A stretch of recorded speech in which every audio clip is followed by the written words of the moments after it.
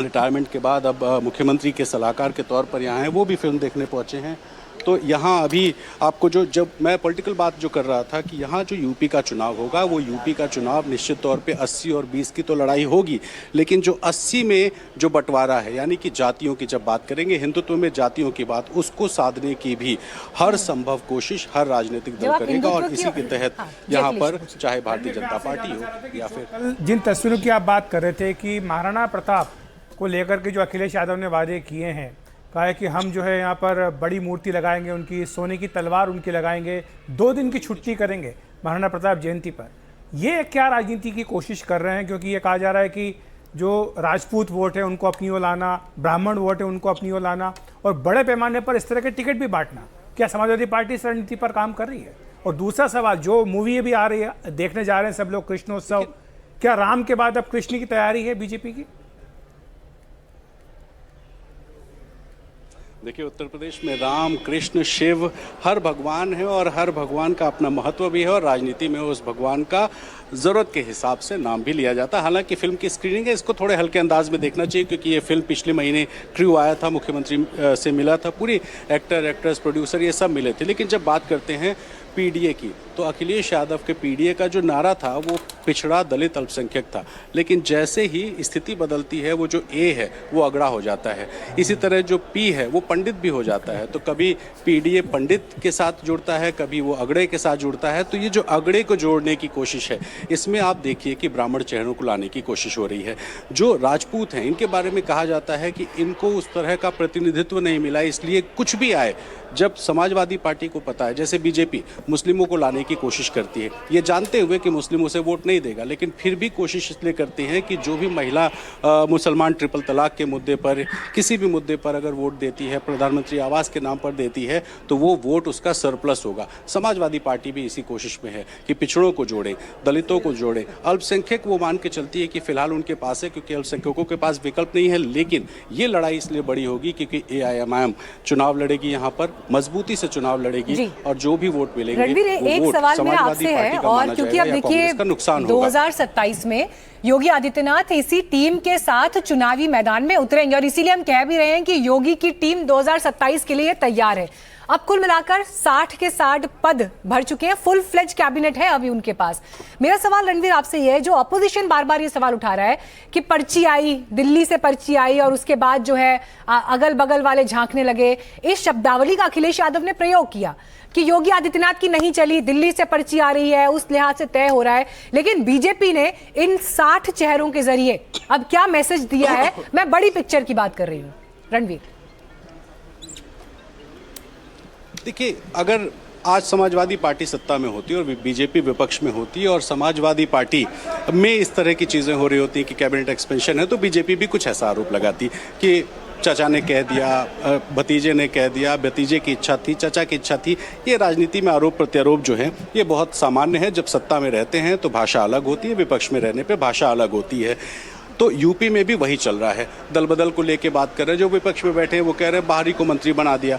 किस राजनीतिक दल में बाहर से आए हुए लोगों को मंत्री नहीं बनाया जाता है? किसको पद नहीं दिया जाता है? बड़े बड़े से लेकर छोटे पद, हर तरह के स्तर पर ज्वाइनिंग्स होती हैं, हर तरह के लोगों को ज़रूरत के हिसाब से जिम्मेदारियां मिलती हैं और ये बहुत स्वाभाविक है, क्योंकि कोई भी बहुत कुछ नेता होते हैं जो आजीवन एक ही दल में रहते हैं, लेकिन जब हम क्षेत्रीय स्तर पे आते हैं, ज़िले स्तर पे आते हैं, तो लोग अदला बदली करते हैं और ये एक राजनीतिक सच्चाई है। विपक्ष में रह के सरकार पर और सरकार में रह के विपक्ष पे आरोप प्रत्यारोप होते हैं। अब अगर हम बात करें टीम की, तो योगी आदित्यनाथ के जो 60 मंत्री हैं ये तो हो चुके हैं, लेकिन टीम बहुत बड़ी है। इसमें हर विधायक, हर पदाधिकारी, पंकज चौधरी की टीम की घोषणा होगी, वो सारे पदाधिकारी जब पार्टी में लगेंगे तो वो बूथ लेवल पर जाएंगे। और आप खास बात देखिए भारतीय जनता पार्टी की स्ट्रेटजी की कि वो फिर बूथ की बात नहीं करते, क्योंकि सबसे छोटी इकाई को बूथ माना जाता था, लेकिन बीजेपी ने बीते कुछ चुनाव में उसको पन्ना प्रमुख बना दिया है। यानी बूथ से भी एक छोटी इकाई बीजेपी ने क्रिएट की कि हर मंडल के पदाधिकारी को एक पन्ना दिया, उस पन्ने पर कुछ नाम दिए और कहा कि ये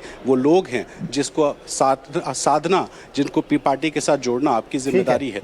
तो जो सबसे छोटी इकाई थी उसको और छोटा कर दिया और इस तरह की रणनीति के साथ जब उतरेंगे तो योगी के मंत्री, विधायक, पदाधिकारी। अजीत झा जी हमारे साथ स्टूडियो में कंसल्टिंग एडिटर है NDTV के, वो एक सवाल लेना चाहते हैं आपसे। अजीत जी।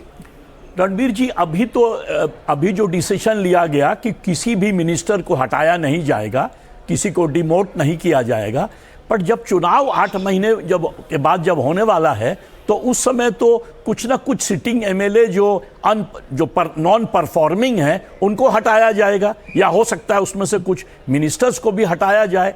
तो उस समय खलबली मचेगी। फिर कुछ भाजपा के लोग यदि उनको लगेगा कि हमें हटाया जाएगा तो हो सकता है कि वो कूद के या तो समाजवादी पार्टी या किसी और पार्टी में घुसने की कोशिश करेंगे।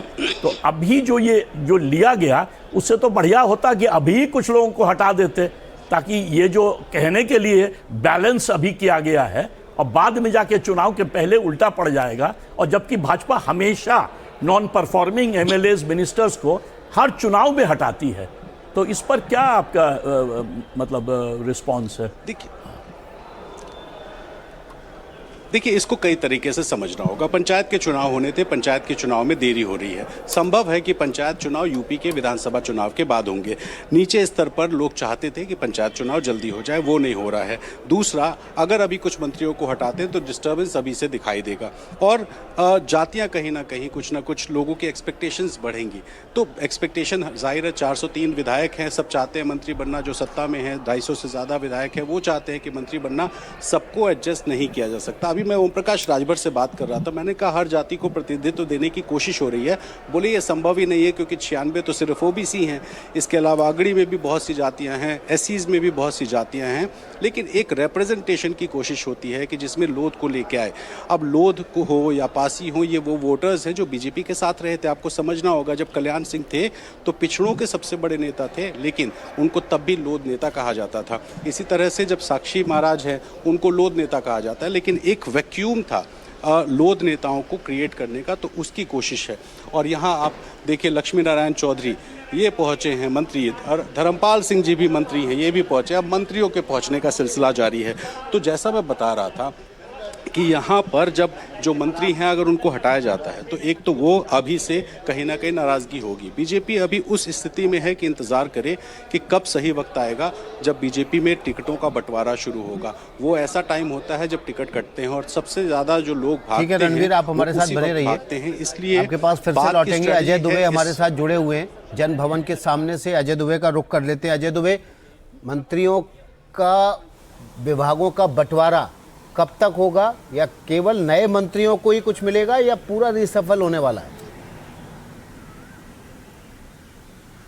देखिए, पिछली बार आज से तकरीबन लोकसभा चुनाव के पहले का समय था, ओथ हुई थी, योगी 2.0 का पहला और वो एक्सटेंशन था, और उसमें हमने देखा कि शाम होते होते जो ओम प्रकाश राजभर का विभाग था, इसके अलावा दारा सिंह चौहान का विभाग था, वो अलॉटमेंट हो गया था। अब सबसे महत्वपूर्ण बात, इस विषय में कोई जानकारी अब तक नहीं दी गई है हमें कि क्या सबका बदलेगा या जो नए बने हैं। ये तो निश्चित है कि जो नए बने हैं उनको पुराने जो मंत्री हैं उनके विभागों में चीजें डिस्ट्रीब्यूट की जाएगी। सबसे ज्यादा चर्चा ए.के. शर्मा को लेकर है, जिनके पास जो 2 महत्वपूर्ण विभाग हैं। खासतौर पर जो बिजली विभाग है उसको लेकर कई तरह के विवाद हैं, कई तरीके की कंट्रोवर्सीज लगातार हो रही हैं। हालिया विवाद तो जो मीटर का है उसको लेकर बड़े पैमाने में जनभावना में आक्रोश देखने को मिल रहा है। तो ए.के. शर्मा के विभाग जो है उसमें बताया जा रहा है कि कमी की जाएगी। इसके अलावा और जो दूसरे कई विभागों को लेकर बैठे हुए मंत्री, चाहे वो ओम प्रकाश राजभर हो, इसके अलावा जो दूसरे मंत्री हो, उनके भी विभागों में से अलॉटमेंट जो है विभागों का इन नए मंत्रियों को किया जाएगा, ये बात भी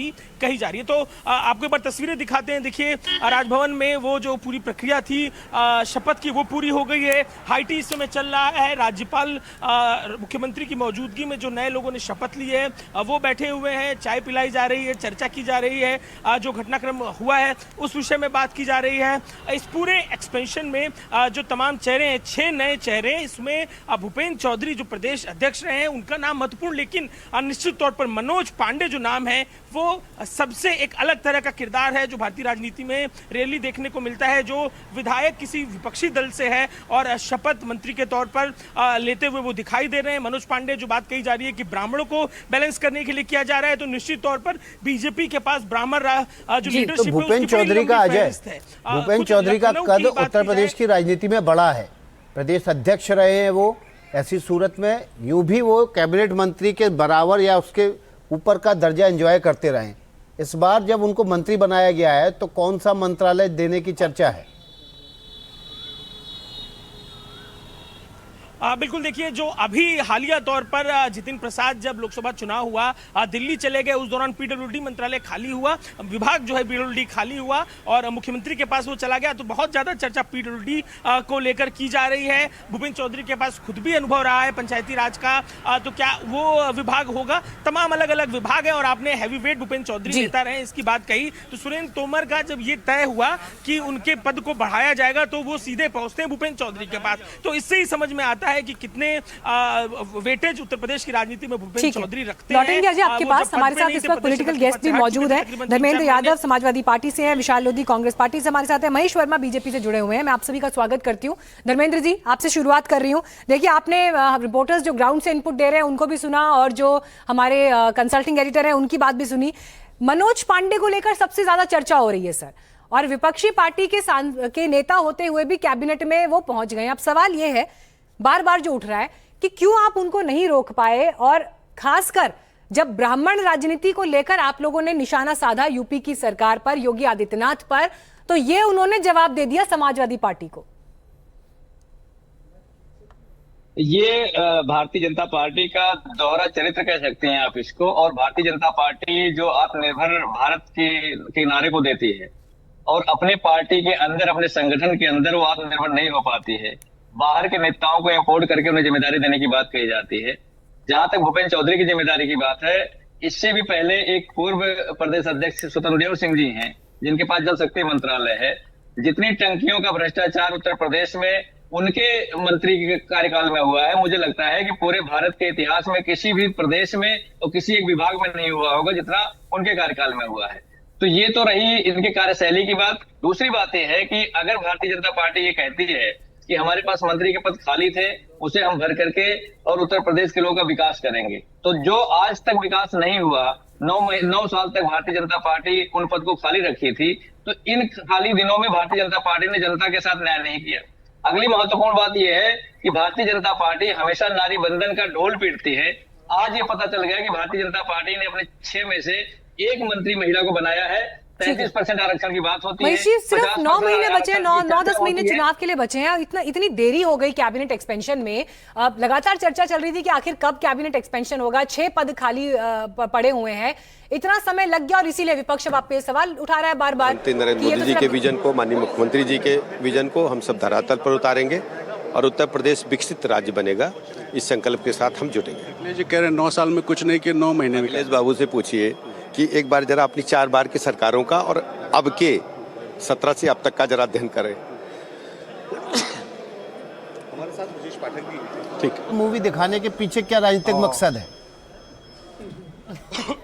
रणवीर निकल गए हैं वहां से, शायद थोड़ा सा आगे निकल आएंगे। चलिए लौटते हैं। महेश वर्मा, आपके मंत्री के ऊपर भ्रष्टाचार के आरोप लगा रहे हैं, आपके मंत्रिमंडल विस्तार पर सवाल उठ रहे हैं। 9 महीने बचे हैं सिर्फ। जो मीनाक्षी सवाल पूछ रही थी वही सवाल मेरा है। इस 9 महीने में आप 6 लोगों को मंत्री बनाकर कौन सा बड़ा भारी सरकारी फेरबदल, जनता के जीवन के जीने के तरीके में बड़ा बदलाव कर देंगे? देखिए, मिशन हैट्रिक का एक महत्वपूर्ण पड़ाव ये साबित होगा। ये जो मंत्रिमंडल का विस्तार है, ये परिवार का विस्तार नहीं, ये ऐसा विस्तार है जिसमें आपको एक झलक देती है कि आजादी के बाद पहली बार ओबीसी को इतना बड़ा प्रतिनिधित्व मिला। 24 से ज्यादा ओबीसी चेहरे। अखिलेश जी पीडीए की बात करते हैं, लेकिन पीडीए के नाम पर परिवार का विस्तार करते हैं। ये वैसे सबसे ज्यादा दलित चेहरा आजादी के बाद किसी भी मंत्रिमंडल में, सबसे ज्यादा दलित चेहरा जो है आज हम कहीं कह सकते हैं कि आज योगी सरकार के पास है। तो सवाल यह है कि ऐसे सामाजिक समीकरण को अगर कहीं हम ध्यान में रखकर अगर बात करें तो समाज के सारे लगभग जो एक कनेक्ट होने की जो बात करते हैं हम लोग, या कहते हैं कि समीकरण और क्षेत्रीय संगठन समीकरण तो चुनाव में जनता को मोहने के लिए होते हैं ना। आम आदमी के जीवन प्रत्याशा में इसका क्या असर पड़ेगा? क्या 1 ट्रिलियन इकोनॉमी बन जाएगी? क्या 10 करोड़ रोजगार दे देंगे आप? क्या उनकी पर कैपिटा इनकम बढ़ जाएगी? क्या गांव में सड़कें चौड़ी हो जाएंगी? क्या पुल आपके जो पुराने जर्जर हो गए वो नए बन जाएंगे?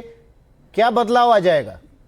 देखिए, अभी जो जिस प्रकार की आप बजट ही देखिए, अब अखिलेश यादव के टाइम में क्या बजट था, अभी हमारी बजट क्या है, हमारे टाइम में हर डिस्ट्रिक्ट को एक नया उत्पाद मिला है, इनके टाइम में हर एक डिस्ट्रिक्ट को एक नया अपराध मिलता था, एक नए अपराधी मिलते थे। तो ये अंतर तो करना पड़ेगा। अगर उस अंतर में अगर कहीं ये समानांतर, ठीक है, धर्मेंद्र जी इस पर रिस्पॉन्ड करना चाह रहे हैं। हाँ बोलिए धर्मेंद्र जी। मीनाक्षी जी, इन्होंने अपने मंत्रियों की जातियों को बताया कि मंत्रिमंडल में कितनी जातियों के लोग हैं। शेड्यूल कास्ट के प्रति इन्होंने बताया कि शेड्यूल कास्ट के लोग सबसे ज्यादा है। आज भी उत्तर प्रदेश में खबर आ रही है फिर हमारे पास। चलिए माफी के साथ रोकना पड़ रहा है आपको, एक बड़ी खबर आ रही है। कैबिनेट विस्तार पर अखिलेश यादव ने तंज किया है। देखिए लगातार निशाना साध रहे हैं वो, और एक बार फिर उन्होंने एक्स पर पोस्ट किया है और कैबिनेट विस्तार को लेकर टिप्पणी की है। उन्होंने कहा कि समय बिताने के लिए कुछ काम करना है, और लगातार अखिलेश यादव हमलावर हैं सरकार पर विकास। और बड़ा इंटरेस्टिंग है कि जिस तरह की शब्दावली के साथ लिख रहे हैं अखिलेश, कभी वो ये कह रहे हैं कि 9 साल में कुछ नहीं कर पाए, 9 महीने में आप क्या करेंगे, दिल्ली से पर्ची आ रही है, अगले बगले लोग झांकने लगेंगे, योगी जी कितने फैसले खुद से ले पा रहे हैं क्या। तो निशाना योगी आदित्यनाथ से लेकर बीजेपी के काम करने की शैली पर भी है और कैबिनेट पर भी है। समय बिताने के लिए कुछ काम करना है। तो ये बड़ी दिलचस्प एक कविता है। हम लोग छोटे थे तब पढ़ते थे, समय बिताने के लिए करना है कुछ काम। अजीत जी आपको याद है वो कविता? बिल्कुल, समय बिताने के लिए करना है कुछ काम, शुरू करो अंताक्षरी लेकर हरि का नाम। हाँ, तो आज हरि की मूवी दिखाने जा रहे हैं और शायद इसीलिए तंज कसा है क्या कि समय बिताने के लिए करना है कुछ काम। धर्मेंद्र यादव जी इसको डिकोड कीजिए जरा। भारतीय जनता पार्टी के नेता भी कह रहे थे कि नए चेहरे शामिल किए हैं। दरअसल वो मुखौटे होते हैं, और भारतीय जनता पार्टी की जो इल्यूजन पॉलिटिक्स है वो पूरा देश और उत्तर प्रदेश तो खासकर जानता है, और उत्तर प्रदेश समझता भी है।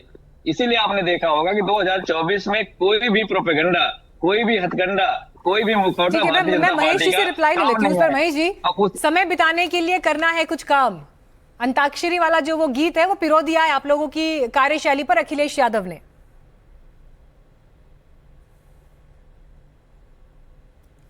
अनम्यूट करिएगा सर, आपकी आवाज नहीं आ रही है। हाँ देखिए, अखिलेश जी के पास आज की डेट में कहने के लिए है क्या, बचा ही क्या है उनके पास। अकेले पड़े हुए हैं, किसी भी तरह से जो उनका 111 विधायक हैं, 111 विधायक हैं, 37 उनके सांसद हैं, संसद में उनकी तीसरी सबसे बड़ी प्रेजेंस है पॉलिटिकल पार्टीज के लिहाज से। कहीं 111 विधायक का कहीं प्रभाव आपको लोकल बॉडीज के चुनाव में दिखाई दिया, कहीं मेयर के चुनाव में कहीं दिखाई दिया? शून्य बटा सन्नाटा जहां छाया रहा। आपको 400 पार जाने से तो रोक दिया ना सर, वो आंकड़े 400 पार जाने से तो रोक दिया। आपका बहुत बड़ा नारा था 2024 में।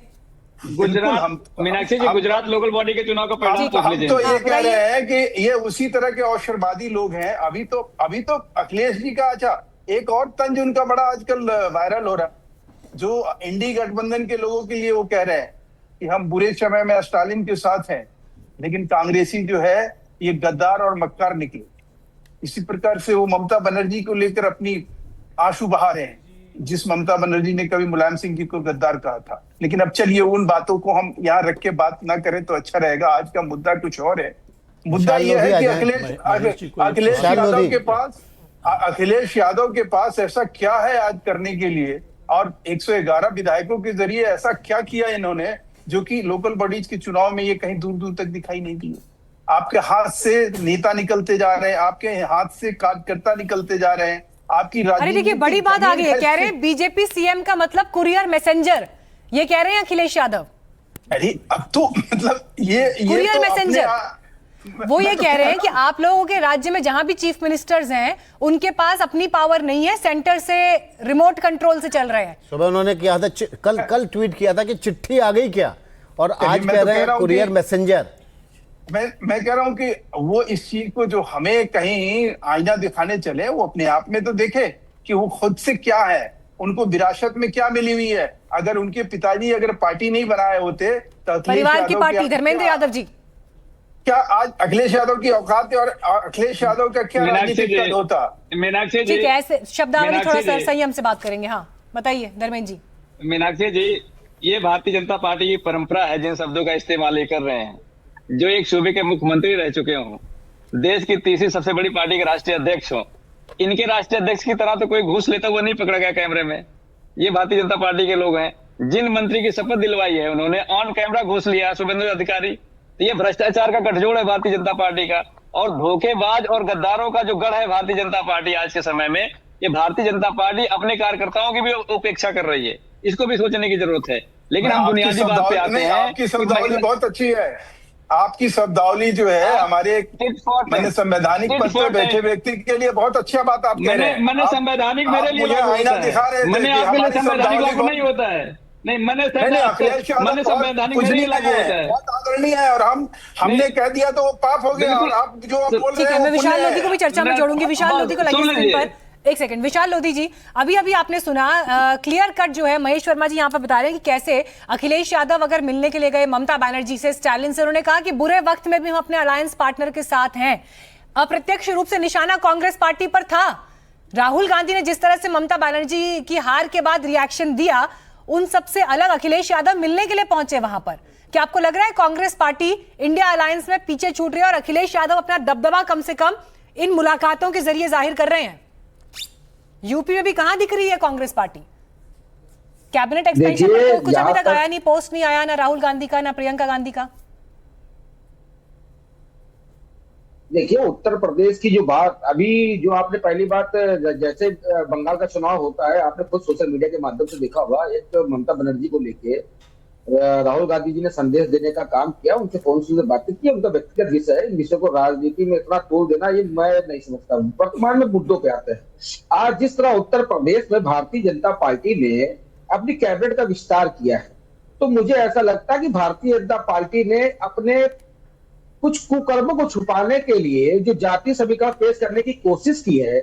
आज मैं एक छोटा सा सवाल उठाता हूं, आज भारतीय जनता पार्टी ने हर वर्गों को नेतृत्व देने का काम किया है, मगर क्या कभी भी निचले स्तर पर जाकर उन जिस जात से, जिस वर्ग से वो नेता आते हैं, क्या उन अपनी जात का सत्ता का प्रशासन किसी प्रकार का लाभ प्रदान कर पा रहे हैं? उनकी स्थिति प्रदेश में कहां पे टिकती है? भारतीय जनता पार्टी उत्तर प्रदेश में जो जातीय नेता है उनको खत्म करके अपने नेताओं को थोपने का काम, उनको मंत्री बनाने का काम कर रही है। तो कुल मिला के आज आप खुद देखिए, जिस तरह धोखेबाजों को कैबिनेट मंत्री बनाकर दो लोगों को प्रोत्साहन करने का काम भी भारतीय जनता पार्टी ने किया, वो भी आपके चैनल पर हम लोगों को दिखाई दे रहा। तो उत्तर प्रदेश का चुनाव कितना गंभीर है, इसकी गंभीरता क्या है, खुद भारतीय जनता पार्टी। अखिलेश जी, आप एक स्ट्रैटेजी देख रहे हैं कि चाहे समाजवादी पार्टी हो चाहे कांग्रेस हो, वो बार बार दल बदलुओं, धोखेबाज, गद्दार, इस तरह की शब्दावली का प्रयोग कर रही है और ये मान के चल रहे हैं कि धोखा देकर गए, लेकिन बीजेपी ने उनको प्रोत्साहन दिया, उनको इनाम दिया। लेकिन पॉलिटिकल पार्टी है, अपने विस्तार करना और जो उनके पास आ रहे हैं उनको उनके पॉलिटिकल एम्बिशन के हिसाब से पद देना पूरा हक है उनको। बिल्कुल, ये तो सिर्फ उत्तर प्रदेश की बात नहीं, कई अन्य राज्यों में भी ऐसा हुआ है और होता ही हर चुनाव से पहले बड़ी संख्या में लोग एक पार्टी से दूसरी पार्टी में जाते हैं। चुनाव जीतने के बाद भी लोग दूसरी पार्टियों में जाते हैं। दल बदल कानून इसलिए देश में बनाया भी गया था उसको रोकने के लिए। उत्तर प्रदेश की बात जहाँ तक है, हम जानते हैं कि जो पांडे साहब हैं वो लगातार, विकास ने भी देखा होगा, संसद भवन में कई बार, हमें एक बार नहीं कई बार दिखे और उनका मलाल इसी बात पर था कि इतने लंबा समय उनको हो गया है, उन्हें पार्टी की ओर से आखिर कोई जिम्मेदारी क्यों नहीं दी जा रही है। तो अब उन्हें मंत्री बनाया गया है। अब चुनाव जब आएंगे तो जाहिर सी बात है कि वो एक उदाहरण के तौर पर पेश किए जाएंगे कि देखिए जब वो पार्टी बदल करके आए तो यहाँ बीजेपी ने उनको मंत्री पद दिया, कैबिनेट मिनिस्टर बनाया है उनकी वरिष्ठता के हिसाब से। तो इस तरह से जो संभावित दल बदलू हैं उनको भी एक मैसेज जाता है। धर्मेंद्र जी, एक रिएक्शन दीजिएगा। दल बदलू इस तरह की शब्दावली अखिलेश जी प्रयोग कर रहे हैं। चाचा भतीजा अलायंस, बुआ भतीजा अलायंस हो जाता है, समाजवादी पार्टी बसपा साथ में आ जाती है, तो यहां पर नहीं है क्या अवसरवादी राजनीति? मीनाक्षी जी, दो दलों का जो अलायंस होता है, गठबंधन होता है, वो गठबंधन होता है। दल बदलू जो होते हैं जो नहीं, मैं तो ये कह रही हूँ अगर दूर विरोधी साथ आ जाएं, जिन्होंने एक दूसरे के खिलाफ इलेक्शन कैंपेन लड़ा है, वो आ गए साथ में, और फिर आप ये कह रहे हैं कि यहाँ पर जो है गद्दार हैं, धोखेबाज हैं, जो आपको छोड़कर चले गए। अभी तमिलनाडु में हुआ ना, तमिलनाडु में तो अभी हुआ ही। एग्जैक्टली, डीएमके को छोड़कर कांग्रेस। मंत्रालय का बंटवारा होगा, कुछ डर है? कोई डर नहीं। संख्या किधर भी 3 मंत्री और अलग साहब भी आ गए। ये देखिए ये तस्वीर, ओम प्रकाश राज अल्पसंख्यक देखिए, निश्चित तौर पे प्रदेश का विकास ये सुनिश्चित करना हमारी सरकार की प्राथमिकता है। डबल इंजन की सरकार ये प्रदेश की जन आकांक्षाओं पे खरे उतरने के लिए पूरी मजबूती से काम करेगी। देखिए तस्वीरें मंत्री की, सोमेन तोमर अभी शपथ लेके यहाँ पहुंचे हैं और ये तस्वीर बड़ी खास है क्योंकि 4 मंत्री एक साथ गाड़ी में आए हैं और एक मंत्री तो खुद गाड़ी चला के आए क्योंकि ये लोक भवन में सारे मंत्री फिल्म देखने आ रहे हैं। और आप देखिए तस्वीरें गाड़ियों से भर गई है और यहाँ स्थिति ये है कि यहाँ पर एक के बाद एक गाड़ियों में गुलाबो देवी जो मंत्री हैं, महिला मंत्री हैं, वो भी यहाँ पहुंची। इनसे बात करते ज़रा महिलाओं पे कि आखिर गुलाबो देवी क्या कहेंगी, महिला मंत्री बन रही हैं। तो ये देखिए ये शिक्षा मंत्री हैं और गुलाबो देवी जी, ये इनसे हम बात करते हैं। और देखिए इस वक्त ज़रा ये तस्वीर यहाँ देखिए, डीजीपी पहुँचे हैं राजीव कृष्णा साहब, और राजीव कृष्णा साहब जो है यहाँ पहुँचे हैं और तमाम अधिकारी भी फिल्म देखने पहुँचे। तो एक बड़ी स्क्रीनिंग और इसमें आप ओम प्रकाश राजभर को देख रहे हैं। और हम ज़रा आप सोमेंद्र तोमर से पहले एक बार बात कर लेते हैं क्योंकि वो शपथ लेकर अभी प्रमोट होके आए हैं। इनफैक्ट शपथ लेना से ज़्यादा प्रमोशन इसलिए ज़रूरी है कि आप देखिए कि सोमेन तोमर गुर्जर समाज से आते, कहा जा रहा था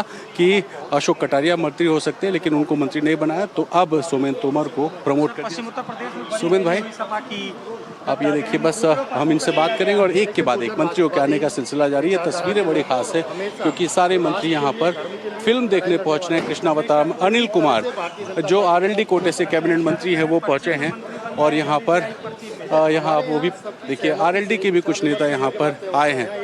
और यहाँ अब हम सोमेन भाई से बात करें। सोमेन भाई बधाई आपको, बहुत धन्यवाद भाई साहब। क्या कहेंगे इस बड़ी जिम्मेदारी, क्योंकि मंत्री तो आप थे ही लेकिन प्रमोशन मिल गया? देखिए पार्टी नेतृत्व का माननीय मुख्यमंत्री जी के द्वारा जो काम दिया गया उसका ईमानदारी से निर्वहन करेंगे। अब ये जो पीडीए वाली जो बात है ना, अखिलेश कह रहे हैं कि समय बिताने के लिए, कुछ काम करने के लिए बना दिया, 9 महीने बचे हैं, करेंगे क्या, इस तरह का जो सवाल, इसका जवाब क्या देंगे? देखिए उत्तर प्रदेश की देवतुल्य नागरिक अच्छी तरह से जानते हैं कि अखिलेश का पीडीए किस तरह का है। भारतीय जनता पार्टी सभी जातियों का समन्वय कर सामंजस्य बना के काम करती है। बहुत शुक्रिया आपको और शुभकामनाएं। एक और तस्वीर आपको दिखाता हूँ। संदीप सिंह जो कि बेसिक शिक्षा मंत्री हैं और असीम अरुण इस गाड़ी में दिखाई दे रहे हैं। संदीप भाई से भी बात करेंगे। संदीप भाई, आज जो विस्तार हुआ है इसमें कहा जा रहा है कि जातियों को साधने की बहुत कोशिश है।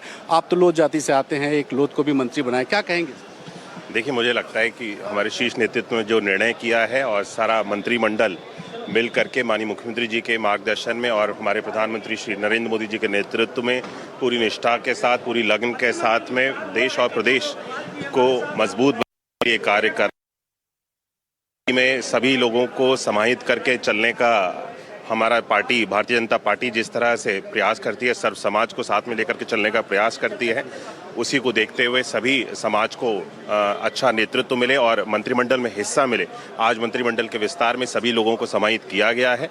मैं सभी नवनियुक्त जितने भी हमारे मंत्री हैं उनको अपने हृदय से शुभकामनाएं देता हूं और एक टीम के रूप में हम सब लोग मिलकर के काम करेंगे और प्रदेश को सशक्त और मजबूत बनाएंगे। जीपी का भी पीडीए मजबूत होगा? देखिए हम लोग पहले से पीडीए की बात तो समाजवादी पार्टी करती है और पीडीए पे हम सब लोग उस रास्ते पे नहीं चलते जो झूठ बोलते हैं और कहते कुछ हैं करते कुछ हैं। भारतीय जनता पार्टी हमेशा से सबको साथ में लेकर के चलने वाली पार्टी है और हम सर्व समाज की पार्टी हैं। सारी जातियों को और सभी लोगों को हम साथ लेकर चलते हैं। असीम अरुण यहाँ दिखाई दे रहे हैं, इनसे भी बात करते हैं। सर, आज के मंत्रिमंडल विस्तार पर क्या कहेंगे सर? अखिलेश यादव का पीडीए और बीजेपी का पीडीए, कौन सा पीडीए मजबूत? भारतीय जनता पार्टी का सबका साथ है। हम किसी एक दो जाति धर्म की पार्टी नहीं है, सबको साथ लेके चलते। और आज का जो मंत्रिमंडल विस्तार है वो इस बात का प्रमाण भी है कि विविधता यानी सबको साथ लेने की हमारी परंपरा हम बढ़ते और साथ साथ विशेषज्ञता भी हमारे मंत्री जो भिन्न भिन्न कामों की विशेषज्ञता रखते हैं उसके अनुसार उनको चयनित किया गया है, विभाग भी आवंटित किए जाएंगे। कास्ट तो बहुत ज़रूरी बात हो जाती है सर, 5 ओबीसी, 1 ब्राह्मण, 2 एससी। आप जिस बिरादरी से आते हैं उसको भी अब उसकी भागीदारी बढ़ाई जा रही है, ये कितना महत्वपूर्ण चुनाव के लिहाज से हो जाता है? जो ज़रूरी प्रतिनिधित्व है उसका पूरा ध्यान रखा जाता है और भविष्य में भी उसका ध्यान रखा जाएगा। पर मैं समझता हूँ जो हमारा मंत्रिमंडल है पहले ही एक सुंदर गुलदस्ता था, अब प्रतिनिधित्व और बढ़ाया गया है और आवाज़ लोगों की ऊपर तक आएगी और जो सबका साथ सबका विकास का हमारा नारा है वो चरितार्थ होगा। तो गुलदस्ते में फूल बढ़ गए हैं, ऐसा कहना है असीम अरुण का, जो मंत्री हैं। और यहाँ पर आप देखिए कि एक के बाद एक तमाम मंत्री। पंकज चौधरी पहुंचे हैं, इनसे भी बात करते हैं। प्रदेश अध्यक्ष भारतीय जनता पार्टी। संगठन का जो निर्णय होता है वही लागू होता है सर। जिस तरह से सामाजिक तो पंकज चौधरी प्रदेश अध्यक्ष, और अंदर जरा आपको एक तस्वीर दिखाता हूँ कि इस तरह यहाँ मंत्रियों का एक बड़ा जमावड़ा। जिसमें तमाम कैबिनेट मंत्री, राज्य मंत्री, स्वतंत्र प्रभार के मंत्री, ये सारे मंत्री फिल्म देखने पहुंचे हैं। और ज़रा अब आपको फिर बाहर एक बार लेकर के चलते हैं, जहाँ दिखाते हैं कि कैसे मंत्रियों की आवाजाही है, गाड़ियों का जाम लग चुका है और यहाँ पर जो मंत्री आ रहे हैं वो सब अखिलेश यादव पर हमलावर हैं। उनका कहना है कि अखिलेश यादव का जो पीडीए है वो झूठ है और भारतीय जनता पार्टी का जो सबका साथ सबका विकास का नारा है वो अभी सबसे ज़्यादा काम कर रहा है। तो आप देखिए, कमिश्नर ऑफ पुलिस लखनऊ, तमाम जो मंत्री हैं, विधायक हैं, एमएलसीज हैं, वो सब यहाँ पर पहुँचते हुए दिखाई दे रहे हैं। तो फिलहाल अब उत्तर प्रदेश में 60 के 60 मंत्री बन चुके हैं और अब अगले साल होने वाले विधानसभा चुनाव की तैयारी आगे है। ये देखिए संजय निषाद जी, क्या हाल है, कैसे हैं आप? विस्तार के पे क्या कहेंगे?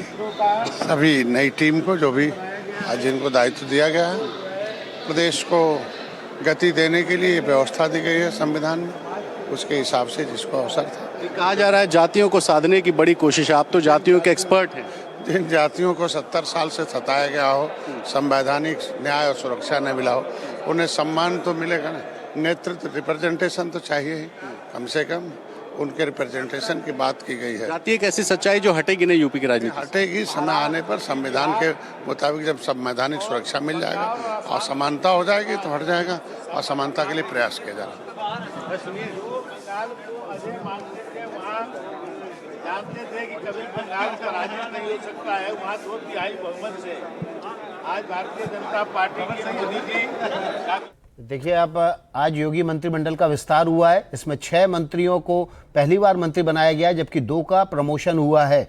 हमारे साथ खास मेहमान जुड़े हुए हैं, हमारे साथ अजीत झा और अखिलेश, हमारे वरिष्ठ सहयोगी जुड़े हुए हैं। सबसे पहले अखिलेश का रुख कर लेते हैं। अखिलेश, क्या मंत्रिमंडल के विस्तार, आप लंबे समय से राजनीति को कवर करते रहे, क्या मंत्रिमंडल में विस्तार, क्षेत्रीय संतुलन, जातिगत संतुलन, ये किसी भी पार्टी को चुनाव जिताने में मदद कर पाते हैं? देखिए, कई सारे फैक्टर होते हैं चुनाव जीतने के लिए, लेकिन ये भी एक बहुत बड़ा फैक्टर होता है, इससे आप इनकार नहीं कर सकते हैं। जब आप जाते हैं जनता के बीच में, जनता की अपेक्षाएं होती है कि आपने उनके इलाके से किसे मंत्री बनाया, किसे नहीं बनाया।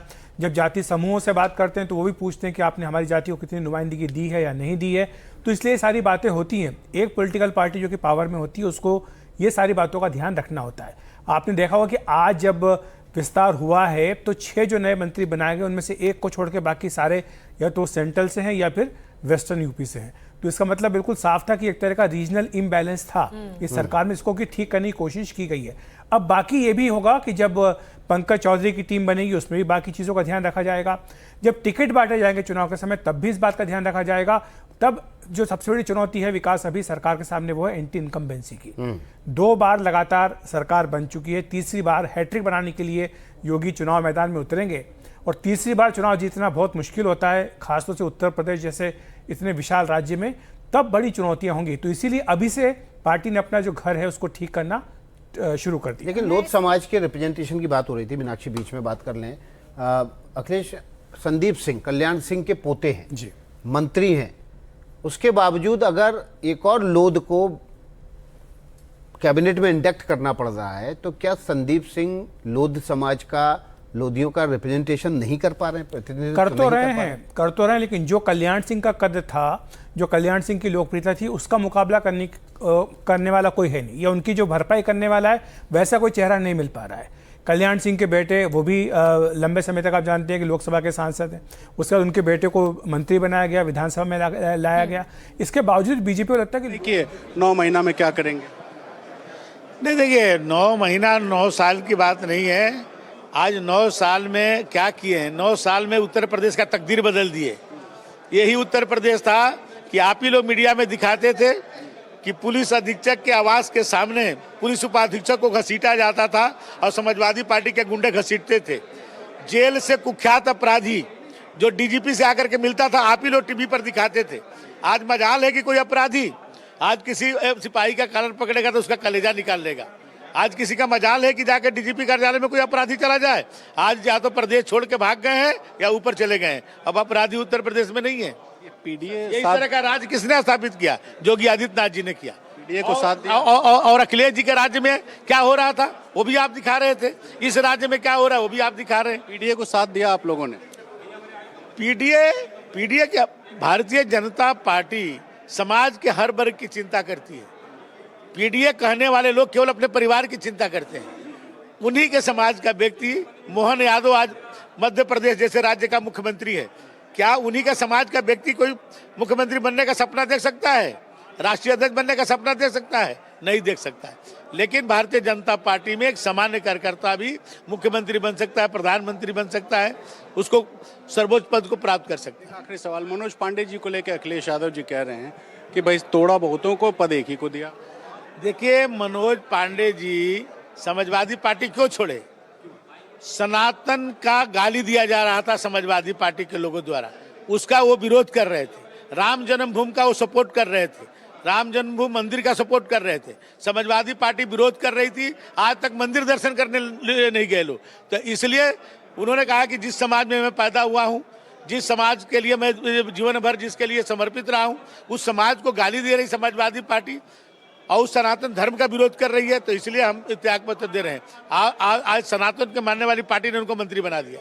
तो देखिए, दयाशंकर सिंह जो आरोप लगा रहे हैं कि सनातन का अपमान समाजवादी पार्टी करती है और सनातन का अपमान झेल कर ही मनोज पांडे सपा छोड़कर भारतीय जनता पार्टी आए थे। तो अब आरोप प्रत्यारोप का दौर शुरू हो चुका है और इस बीच नजर अगले साल होने वाले उत्तर प्रदेश विधानसभा। तो हम रणवीर की ये रिपोर्ट वहां से देख रहे थे। अजीत जी, आपका एक रिएक्शन चाहती हूँ मैं। देखिए, जितनी अभी तक बातें हो रही हैं यहाँ पर, मुख्य रूप से लड़ाई फिर वही बीजेपी समाजवादी पार्टी के बीच में यूपी में दिखाई दे रही है। कांग्रेस सिरे से गायब होगी क्या? कम से कम आप ये देखिए, अखिलेश यादव चाहे सोशल मीडिया पर लिख रहे हैं, लेकिन वो चर्चा में है, उनके दिए हुए बयान हेडलाइंस का हिस्सा है। कांग्रेस कहाँ है इन सब के बीच?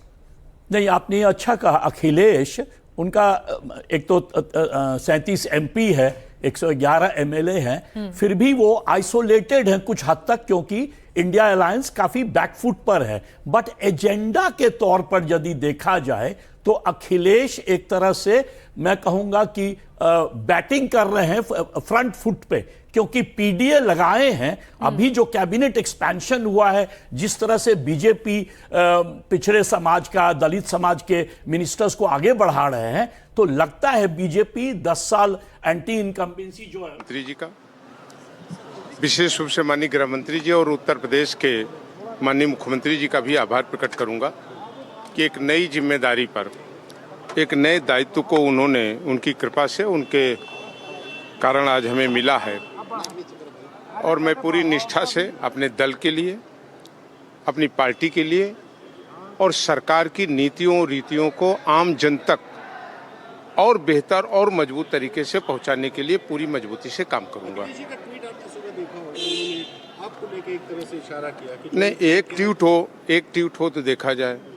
अब आप दिन भर केवल ट्वीट करते हैं, अरे कुछ और भी करिए, उसको भी हम देखें। आप संघर्ष करिए, आप धरने पर बैठिए, और भी सारी चीज़ें करिए, वो दिखाई देता है। और ये ट्वीट मैं तो साथ रह करके 17 में भी देखा जब 46 सीटें रह गई, 14 में भी जब हुंकार भरी गई थी 73 सीटों की, तो 5 सीटों पर ही बैठ करके हम भी बड़ी मायूसी से साथ रहे हैं। 19 भी देखा, 22 भी देखा। अब ट्वीट की दुनिया नहीं है। मेड़ पर खड़ा हुआ किसान, मजदूर सड़कों पर काम कर रहा हो और इमारतों में काम कर रहा हो, वो मजदूर आज वो देख रहा है कि अगर इस भारत में कोई गरीब, कमजोर, पिछड़े, दलितों, शोषितों के लिए सबका साथ, सबका विकास का नारा दे करके काम कर रहा, तो आदरणीय मोदी जी कर रहे हैं। नहीं, मैं समझता हूं कि कौन दुखी है, कौन खुशी है। हम राजनीति में इसको लेकर कर काम नहीं करते। एक लंबी विचारधारा, एक मजबूत सिद्धांत के कारण हम लोग राजनीति में आए हैं कि हम लोग गरीब, कमजोर, मजदूर और समाज के अंतिम पायदान पर खड़े हुए व्यक्ति को न्याय और इंसाफ दिलाने के लिए काम करेंगे। बागी विधायकों को भागी विधायक कह रहे हैं, उन्होंने पूजा पाल का नाम लिया और उन्होंने कहा कि पूजा पाल को सम्मान नहीं दिया गया और भागी कह रहे हैं। भागी की भारत जैसे देश में जहाँ 100 करोड़ लोग सनातनी हों, भारत की अधिकांश 95% जनता, या हम कहें 100% जनता आज राष्ट्र के लिए मर रही हो, राष्ट्र के लिए लड़ रही हो, जो राष्ट्र के साथ खड़ा हो, जो धर्म के साथ खड़ा हो, जो सनातन के साथ खड़ा हो, जो प्रभु राम के साथ खड़ा हो, वो कैसे बागी हो सकता है? बागी वो हैं जिन्होंने इसी भारत में रहते हुए सनातन की, भगवान रामचरितमानस की प्रतियों को जलवाने का काम किया। प्रभु सीता राम, माता सीता, माँ दुर्गा के लिए असद कहलवाने का काम किया। वो बागी हो सकते हैं कि भारत में प्रभु राम और प्रभु राम के आदर्शों पर चलने वाला व्यक्ति बागी हो सकता है? आपके साथियों पे नाम मिलने में देरी हुई, आपने जो सब हमारे भाई हैं, वो साथी, हम सब मिलजुल के काम करेंगे। हम सब एक हैं। हमारे साथ मनोज पांडे तो हम सब एक हैं, ये कहना है वो मनोज पांडे का, जो समाजवादी पार्टी छोड़ करके बीजेपी के पक्ष में खड़े हुए थे और अब वो कह रहे हैं कि शोषितों पीड़ितों का जो साथ देने वाली पार्टी है और राम का अपमान करने वाली पार्टी समाजवादी पार्टी को छोड़। ठीक है रणवीर, आपके पास लौटेंगे। अजीत झा, मनोज पांडे की बातचीत से लगा बहुत शार्प है। अखिलेश भी पार्लियामेंट में इनसे मुलाकात करते रहते थे, लेकिन आज भी गाड़ी वहीं अटकी हुई है जिस समय समाजवादी पार्टी छोड़कर बीजेपी में शामिल हुए थे। तो इनको जो मिला वो बहुत देर से मिला, हो सकता है कि उसको ये जमीन पर ट्रांसलेट ना कर पाए। देखिए, ये तो मेरा अपना अनुमान है कि ब्राह्मण लोग जाएंगे कहां। यदि गुस्साए हुए भी हैं तो समाजवादी पार्टी में तो नहीं जाएंगे। बहुजन समाज पार्टी एक तरह से खत्म है। बहुजन समाज पार्टी में एक बार पहले जाते थे क्योंकि वो कॉम्बिनेशन वहां होता था। कांग्रेस पार्टी जो है वो खत्म है। कांग्रेस पार्टी यही नहीं डिसाइड कर पा रही है कि 2027 का लड़ाई की 2029 का लड़ाई कहां जाएंगे। अखिलेश जी बताइए। अजीत जी, यही सवाल मेरा था कि जब जैसा रणवीर अभी कह नहीं रहे थे कि पीडीए में वो तो अखिलेश अपनी सुविधा के हिसाब से पीडीए की परिभाषा बदल देते हैं। अगर पीडीए में पी की जगह पिछड़ा की जगह अगर पंडित जी कर दें और मान लीजिए 50 सीटें उन्होंने टिकट दे दी पंडितों को, फिर क्या होगा? फिर तो पंडितों को विकल्प मिल जाएगा। मायावती का बीएसपी की स्ट्रेटेजी देख चुके हैं ना, ये वाला सोशल इंजीनियरिंग जो उन्होंने किया। हालांकि बीएसपी का भी विकास फिर इंटरेस्टिंग है कि 12% का वोट शेयर बेशक उनके पास इंटैक्ट रहा, सीट लेकिन कन्वर्ट हुई है। लेकिन उस तबके में भी अपनी आकांक्षाएं हैं आज के दौर के हिसाब से। अखिलेश जी, आपको लग रहा है कि ये तबका भी छिटक कर अब दूसरे पालों में जा सकता है? स्वाभाविक चॉइस कौन होगी? क्या बीजेपी स्वाभाविक चॉइस बन पाएगी? बीजेपी तो स्वाभाविक है ही, उनके लिए विकल्प है ही। लेकिन जो बात अजीत जी कह रहे थे, देखिए कई सारे लोग होते हैं अपना विकल्प खुला भी रखते हैं। अब उन्हें देखना होगा कि कितनी सीटें मिल रही हैं, कितने टिकट मिल रहे हैं, कितनी नुमाइंदगी उनकी हो रही है। इसीलिए बीजेपी ने ये जो आज अपने किया है एक्सपेंशन, बहुत सोच समझ करके किया है। सारे समीकरणों को साधा है। कोई भी एक आप मान रहे हैं कि यूपी में मायावती अभी रिलेवेंट हो गई है पॉलिटिक्स में? नहीं, मुझे लगता नहीं कि मायावती रिलेवेंट हुई है। मायावती की अपनी ताकत है, हमेशा हर चुनाव में अपनी ताकत दिखाती है। ये बात अलग है, वो ताकत अभी कन्वर्ट नहीं हो पा रही है। बिल्कुल, चंद्रशेखर बीजेपी के लिए ताकत बन गई है आज की डेट में। चंद्रशेखर वो जो वोट है वो अगर समाजवादी पार्टी में चला जाए तो निश्चित रूप से बीजेपी के लिए वो नुकसान हो जाएगा। और मायावती का अभी जो 10 से 12% का वोट है वो कभी भी जाता नहीं है। बिल्कुल, देखिए इसलिए याद रखिएगा कि मायावती का जो भी 13-14% वोट, उसमें बहुत बड़ा वोट अल्पसंख्यक का है। तो वो जाएगा तो फिर अखिलेश के साथ ही, वो तो कांग्रेस तो खत्म नहीं है। इसमें मुझे दो बातें बोलनी है, संक्षेप में सर कार्यक्रम खत्म करेंगे। दो बातें बोलनी इसमें। तो जो जाटव वोट है वो मायावती के साथ इंटैक्ट है, इसमें कहीं कोई शक नहीं है, जो वोट दिखता है। इसीलिए आज की भी जो कवायद बीजेपी ने की उसमें जो गैर जाटव अनुसूचित जाति है उस पर उन्होंने दांव लगाया है। वाल्मीकि को आपने देखा कि उन्होंने लाया, पासवान को लेकर के आए। तो बीजेपी कोशिश यही है कि गैर जाटव जो उनसे छिटक गया था पिछले 2024 के लोकसभा चुनाव में, अखिलेश के साथ चले गए थे, उन्हें वापस लाया जाए। दूसरी बड़ी बात यह कि आप बंगाल से लेकर के तमिलनाडु, इनका संदेश क्या है? जो क्षेत्रीय पार्टियां हैं वो धीरे धीरे करके खत्म हो रही है। उड़ीसा में आपने देखा कि बीजेडी का शासन खत्म हुआ। इस पर अलग से विस्तार से बात करेंगे अखिलेश जी, समय की बहुत ज्यादा कमी है। फिलहाल सभी हमारे मेहमानों का बहुत बहुत शुक्रिया। अखिलेश जी और अजीत जी, आपका ही बहुत बहुत शुक्रिया।